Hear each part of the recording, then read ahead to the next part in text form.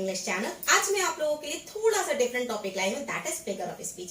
Figure of speech जिसे figurative speech भी कहते हैं, there is no difference between it, right. Okay, figure of speech जिसे हम हिंदी में अलंकार कहते हैं। अलंकार का यूज होता है just to create the magic in words in Hindi, यानी काव्य में प्रयोग किया जाता है। सबसे ज्यादा काव्य में इसकी खूबसूरती को बढ़ाने के लिए, उन शब्दों को और अच्छा और इंप्रेसिव बनाने के लिए इन अलंकार का यूज किया जाता है। सिमिलरली इंग्लिश में भी यही पार्ट अदा करते हैं। लेकिन आज हम लोग फिगर ऑफ स्पीच क्यों पढ़ने वाले हैं? जस्ट बिकॉज ये आपके कॉम्पिटिटिव एग्जाम्स में भी आते हैं, राइट। जैसे आपका एसएससी है, क्लैट है, या स्टेट लेवल पर एग्जाम होते हैं, या केबीएस है, यूपी टेट है, सुपर टेट है, इन सब में ये एग्जाम में पूछे जाते हैं, राइट। साथ में 11th-12th के स्टूडेंट्स के लिए भी बहुत इंपॉर्टेंट है, क्योंकि उनके भी सिलेबस में ये पार्ट है, राइट। बेसिकली क्या होता है कि स्टेटमेंट दे दिया जाता है जिनमें ये पूछा जाता है कि इस स्टेटमेंट में पर्टिकुलरली कौन सा फिगर ऑफ स्पीच यूज है। ऐसे तो ढेरों फिगर ऑफ स्पीच है, बहुत सारे हैं, लेकिन मैं आपको कुछ इंपॉर्टेंट फिगर ऑफ स्पीच आज डिस्कस करने वाली हूँ, ठीक है। इसकी बैक टू बैक सीरीज लाऊंगी, ओके। अगर आपको लगता है कुछ और भी फिगर ऑफ स्पीच है, कोई पर्टिकुलर अलग पार्ट है, वो अगर आप मुझसे पूछना चाहते हैं, आप चाहते हैं मैं उस पर वीडियो बनाऊं, तो आप मुझे मेरे कमेंट बॉक्स में बता सकते हैं, या मेरा व्हाट्सएप लिंक है उसमें आप मुझसे पूछ सकते हैं, राइट। मैं आपको जरूर बताऊंगी। चलिए आज डिटेल में बात कर लेते हैं फिगर ऑफ स्पीच की।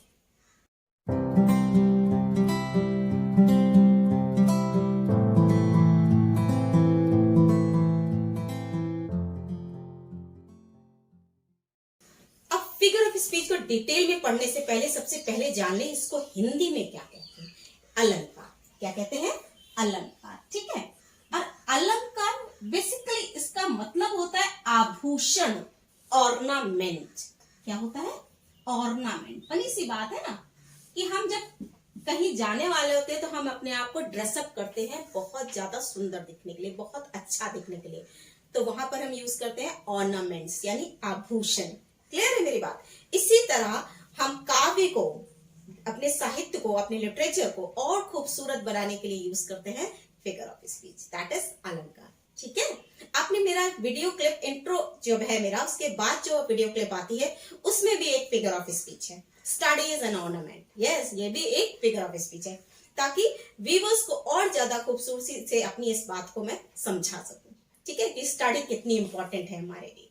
ओके, चलिए अब सबसे पहले डिस्कस कर लेते हैं कि भाई फिगर ऑफ स्पीच की डेफिनेशन क्या होती क्या है figure of speech. So student, ये है हमारी डेफिनेशन। पहले इसको पढ़ लेते हैं फिर समझ लेते हैं, right. Okay, figure of speech is words और phrase that makes our language beautiful, effective and impressive. यही तो क्वालिटी है हमारी फिगर ऑफ स्पीच की, और सुंदर बनाना, और खूबसूरत बनाना, और असरदार बनाना, और प्रभावशाली बनाना, बहुत ज्यादा इंपैक्ट डालना, बहुत ज्यादा खूबसूरती डालना, राइट। यानी हमारी भाषा को और ज्यादा खूबसूरत बनाना, यही काम है हमारी फिगर ऑफ स्पीच का। एक छोटा सा एग्जांपल देख लेते हैं, right. He is a brave boy. कैसा है? वो एक ब्रेव लड़का है, ठीक है, बहादुर है, बहादुर लड़का है, ठीक है। अब इसको हम दूसरे तरीके से भी कह सकते हैं, और इंप्रेसिव बनाने के लिए, अपनी बात को और अच्छे तरीके से कहने के लिए। He is so brave as lion. वो कितना बहादुर है? जैसे कि लॉयन, यानी उसकी बहादुरी का कंपैरिजन किससे हो रहा है? लॉयन से। देख रहे हैं आप? यानी बात वही है, बस थोड़ा सा हमने उसको चेंज किया और उसको और ज्यादा इफेक्टिव ढंग से आपको समझाया। क्लियर हो रही है मेरी बात? अब बेटा इसको आते हैं डिटेल में। अब मैंने अभी आपको पहले इंट्रो में बताया कि there are number of figure of speech in our language, number of figure of speech, जिनमें से कुछ इंपॉर्टेंट फिगर ऑफ स्पीच मैं आपको डिस्कस करूंगी, ठीक है। तो चलिए स्टार्ट कर लेते हैं इनकी कुछ फिगर ऑफ स्पीच जो आज के वीडियो में मैं आपको समझाने वाली हूँ। सो स्टूडेंट, स्टार्ट करते हैं अपने पहले फिगर ऑफ स्पीच से, यानी सिमिली से। सिमिली जिसका हिंदी वर्जन होता है उपमा, राइट। अब ये सिमिली होता क्या है? उपमा से ही आपको थोड़ा बहुत आइडिया लग गया होगा, राइट। अब थोड़ा सा डेफिनेशन देख ले तो और क्लियर हो जाएगा। Simile is a figure of speech where two things, right, two things of different kind, यानी दो अलग अलग चीजें आर कंपेयर्ड, क्या की जाती है?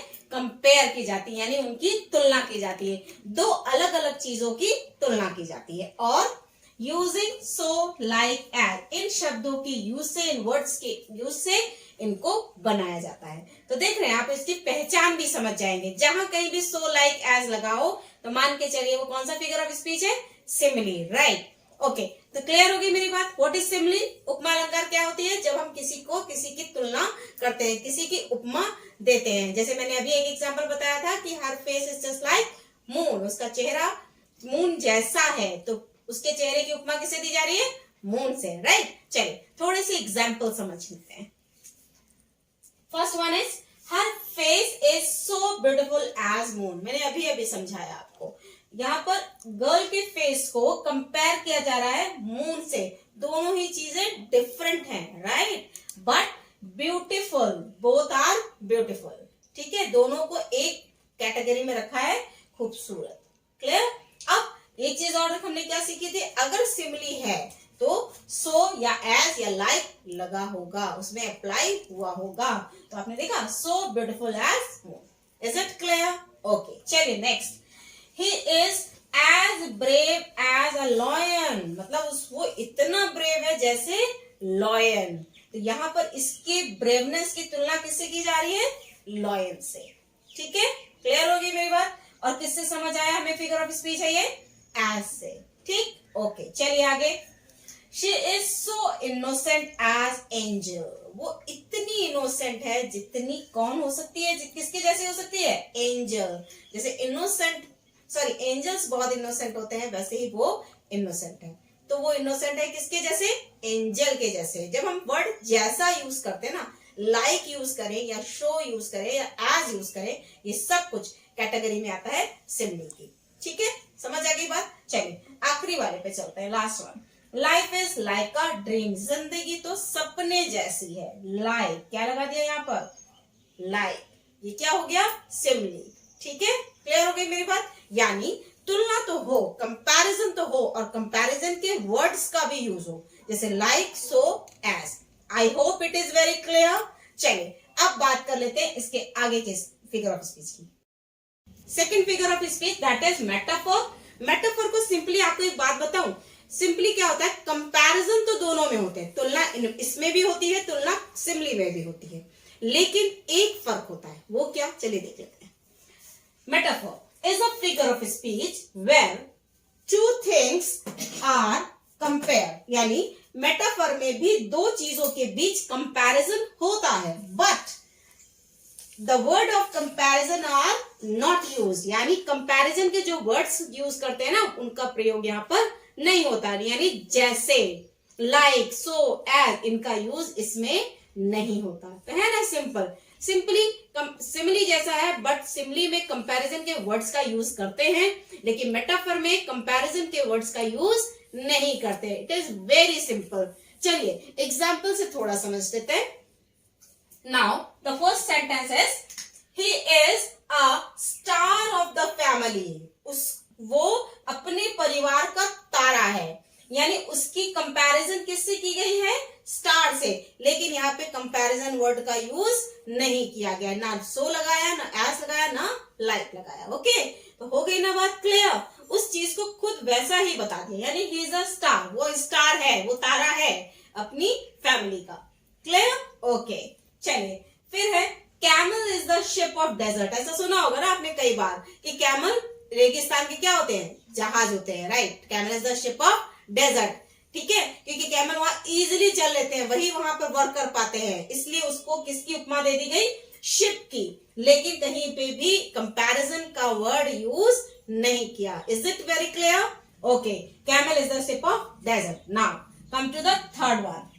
सरदार Patel was the iron man. Sardar Patel क्या थे? Iron man. उनकी तुलना किससे की गई है? आयरन मैन से। तो सरदार पटेल कोई लोहे के तो थे नहीं, बट उनकी पर्सनालिटी, उनका एग्जिस्टेंस ऐसा था, उनका पर्सपेक्टिव ऐसा था कि वो आयरन मैन के रूप में जाने जाते हैं। क्लियर? इसीलिए यहाँ पर इनकी कंपैरिजन तो आयरन मैन से की गई है, बट इनको सिमिलरली सीधे सीधे बता दिया गया ही वॉज आयरन मैन। ठीक है, कहीं भी कंपैरिजन के वर्ड्स का यूज नहीं किया। आइए आते हैं अपने लास्ट पॉइंट पे।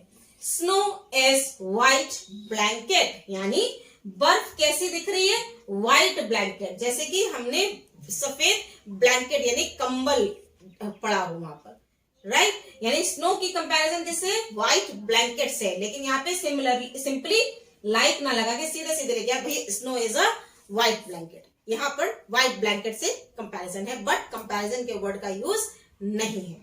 क्लियर हो गई मेरी बात। सिमिली और मेटाफर में डिफरेंस पता चल गया। कंपैरिजन दोनों में है, बट वहां पर सो लाइक एज का यूज होता है, जबकि मेटाफर में इसका यूज नहीं होता। आपको एक छोटा सा एग्जांपल बना के दोनों को क्लियर कर देती हूँ। छोटा सा एग्जांपल कर लें, देख लें इसको। स्टडी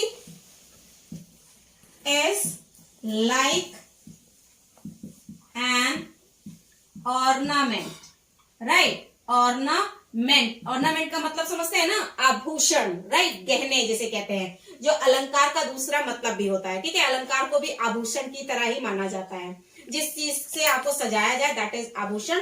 तो study is like an ornament. Actually इंसान की लाइफ में स्टडी ही एक सबसे इंपॉर्टेंट ऑर्नामेंट होती है, सबसे इंपॉर्टेंट आभूषण होती है, राइट। और ये आप मेरे वीडियो की क्लिप में हमेशा देखते होंगे, राइट। चलिए, अब ये क्योंकि यहाँ पर लाइक लगा है इसलिए ये हो गई सिमिली, यानी स्टडी की तुलना किससे की जा रही है, ऑर्नामेंट से। ओके, दूसरी बात कर लेते हैं। स्टडी इज एन ऑर्नामेंट, सीधे सीधे लिख दिया भाई, स्टडी ही ऑर्नामेंट है, स्टडी ही ऑर्नामेंट है। यहाँ पर ऑर्नामेंट से भी कंपैरिजन हो रहा है, बट यहाँ पर मेटाफर का यूज किया गया। आई hope it is very clear.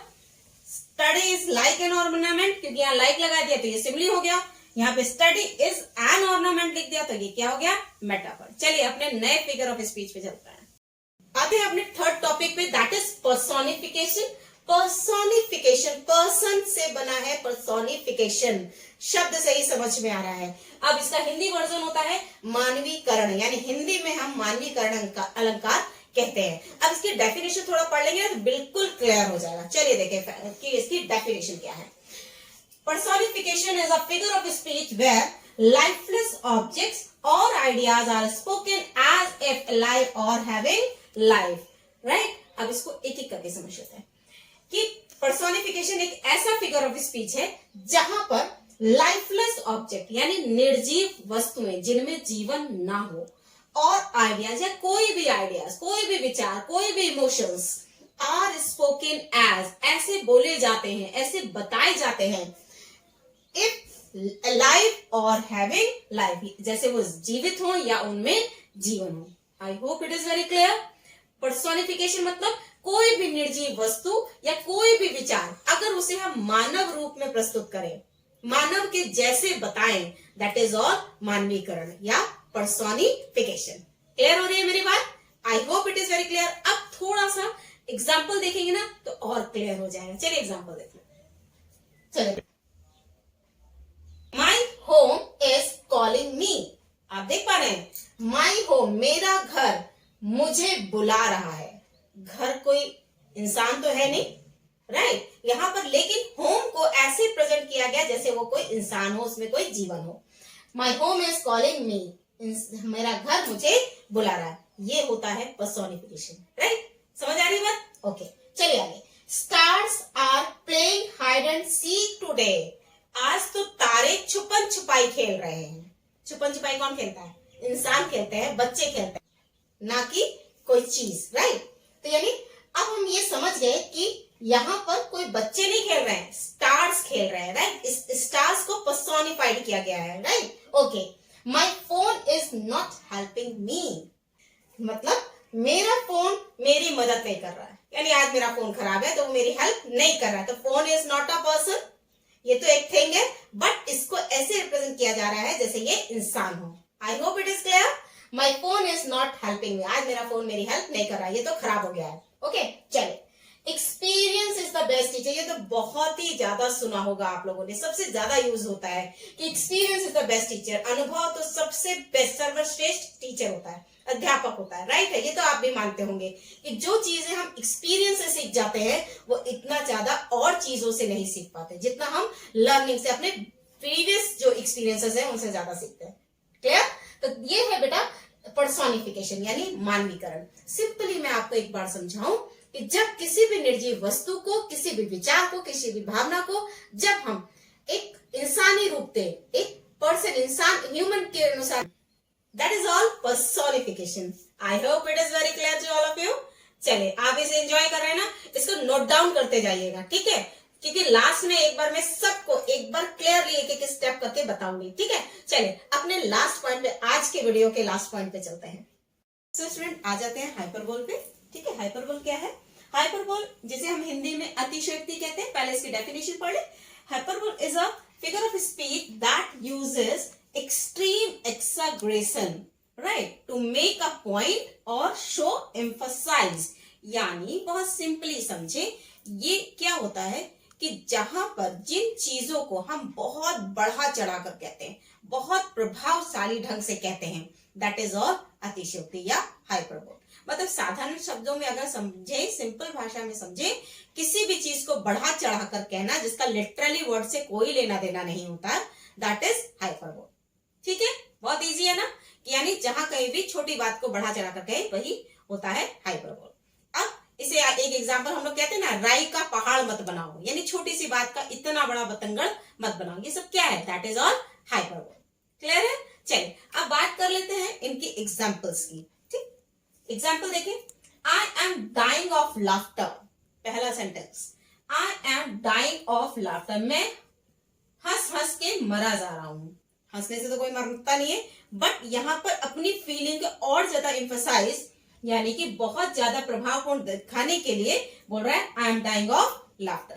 Clear है? ये छोटी सी बात को बढ़ा चढ़ा करके अपनी बात का इंपैक्ट बहुत ज्यादा दिखाना। ओके, दे सेकंड वाला, they haven't seen them for ages. उन्होंने फॉर सीन देम, उन्होंने उनको कई युगों से नहीं देखा है। ऐसा हो पाता है क्या?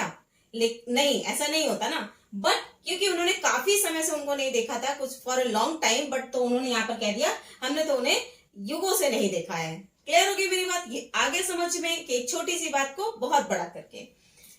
ही रैन फास्टर देन द विंड, वो इतनी तेज भागा जितना हवा भागती है। हवा से तेज भाग सकता है क्या कोई, या हवा जैसा भाग सकता है? नहीं, बट क्योंकि ये हाइपरबोल है, अपनी बात को साबित करने के लिए यहाँ पर लिखा ही रैन फास्टर देन द विंड, वो हवा से भी तेज भागा, ठीक है। Okay, and the last one, I am so tired I could sleep a year. मैं इतना थका था कि मुझसे अगर सोने को दे दो तो मैं 1 साल सोता रहूंगा। ऐसा हो सकता है क्या? नहीं, ये सब कुछ आ जाता है हाइपरबोल, ठीक है। जहां पर आप छोटी से छोटी बात को बहुत बढ़ा चढ़ाकर कहते हो, या अपने पॉइंट को, ये लिखा ना एक्सट्रीम एक्सैग्रेशन, मतलब बहुत बढ़ा चढ़ाकर कहना, टू मेक अ पॉइंट, अपनी बात को, पॉइंट को साबित करना, या टू एम्फसाइज करना, उस बात को और ज्यादा जोरदार तरीके से, प्रभावशाली ढंग से कहना, ठीक है, दैट इज हाइपरबोल। तो ये हो गया बेटा हमारा हाइपरबोल, आज का figure of speech. I hope इतनी बात आप लोगों को क्लियर हो गई होगी। एक बार मैं आपको क्विक रिवीजन कर देती हूँ। तो स्टूडेंट, मैंने आपको बताया फिगर ऑफ स्पीच क्या होती है, दैट इज अलंकार, इसे फिगरेटिव स्पीच भी कहते हैं, और किसी भी काव्य की या किसी भी लाइन की शोभा बढ़ाने के लिए, इसे और खूबसूरत ढंग से प्रेजेंट करने के लिए हम फिगर ऑफ स्पीच का यूज करते हैं, राइट। मैंने अभी आज आपको जो टॉपिक पढ़ाया है, that is simile, metaphor, personification और हाइपरबोल, ठीक है। इनको टॉपिक को क्लियर किया है। नेक्स्ट एपिसोड में और फिगर ऑफ स्पीच लेकर आऊंगी, और अगर आप लोग कोई स्पेसिफिकली कोई फिगर ऑफ स्पीच चाहते हैं तो आप मुझे कमेंट बॉक्स में बता सकते हैं, मैं डिस्कस करूंगी अपने नेक्स्ट वीडियो में, ठीक है। चलिए एक एक एग्जांपल समझ लेते हैं इनको। सबसे पहले मैंने बताया था सिमिली का मतलब होता है किसी की उपमा करना, किसी की तुलना करना। सिमिली में क्या होता है, दो चीजें होती हैं डिफरेंट काइंड की, उनकी कंपैरिजन होती है, लेकिन यूज क्या होता है उसमें, लाइक, सो, एज, ये उसकी पहचान होती है। लाइक, सो, एज, ये क्या है, इसकी पहचान, ठीक है। जैसे देखिएगा ये वर्ड वैसे पहचानिएगा कि ये सिमिली है। Example, life is not like a bed of roses, जिंदगी फूलों की सेज नहीं है। बनी सी बात है, बहुत स्ट्रगल है, बहुत पेन है, बहुत ज्यादा मेहनत है, राइट। ओके, यहाँ मेटाफर क्या होता है, इसमें भी कंपैरिजन होता है, बट लाइक, सो, एज का यूज नहीं होता है। देखिए, you have a gold heart, तुम्हारा तो दिल ही सोने का है, यानी इनके हार्ट को किससे कंपेयर किया जा रहा है, गोल्ड से, राइट। तो यहाँ पर देखा कंपैरिजन का वर्ड यूज नहीं है। Okay okay, next personification, that is मानवीकरण। जब हम किसी भी थॉट को, किसी विचार को, किसी नॉन लिविंग थिंग को इंसान के रूप में प्रस्तुत करते हैं, दैट इज ऑल मानवीकरण या personification. Opportunity knock once at the door, जिंदगी में हर इंसान के अपॉर्चुनिटी यानी अच्छा अवसर एक बार दरवाजे पे दस्तक जरूर देता है और उस टाइम हमें दरवाजा खोलना होता है, राइट। तो ये भी क्या हो गई, opportunity knocks once at the door, यानी कि अपॉर्चुनिटी दरवाजा खटखटाती है, देयर इज नो पर्सन, लेकिन यहाँ पर दरवाजे को एक पर्सन मान के कहा गया है कि दरवाजे पर दस्तक देती है। Am I right? तो ये हो गया मानवीकरण, पर्सोनिफिकेशन, जब हम किसी निर्जीव चीज को सजीव मानकर यानी इंसान मानकर बात करें। Okay okay, and the last one hyperbole. Hyperbole अतिशयोक्ति, यानी जहां पर छोटी सी छोटी बात को बढ़ा चढ़ाव कर कहना, right. Reverse of blood flowed in the battle, मतलब बैटल में यानी युद्ध के समय खून की नदियां बह गई, राइट। तो ये क्या है, एक बात को बहुत बढ़ाकर, अपनी बात को, अपने पॉइंट को बहुत एक्सट्रीम लेवल पे बताना, ठीक है। दैट्स इट, ये है मेरे आज के पॉइंट। आई होप आपको मेरा ये वीडियो अच्छा लगा होगा। अगर आपको मेरा ये वीडियो इंफॉर्मेटिव लगा है तो मेरे वीडियो को लाइक करिए, ज्यादा से ज्यादा अपने फ्रेंड्स के साथ शेयर करिए, और अगर आप मेरे इस चैनल पर नए हैं तो मेरे इस चैनल को सब्सक्राइब करिए, साथ में लगा हुआ बेल आइकन प्रेस करिए ताकि मेरे वीडियोस की सबसे पहले अपडेट्स आप तक पहुंचे। Stay safe, stay healthy, thank you.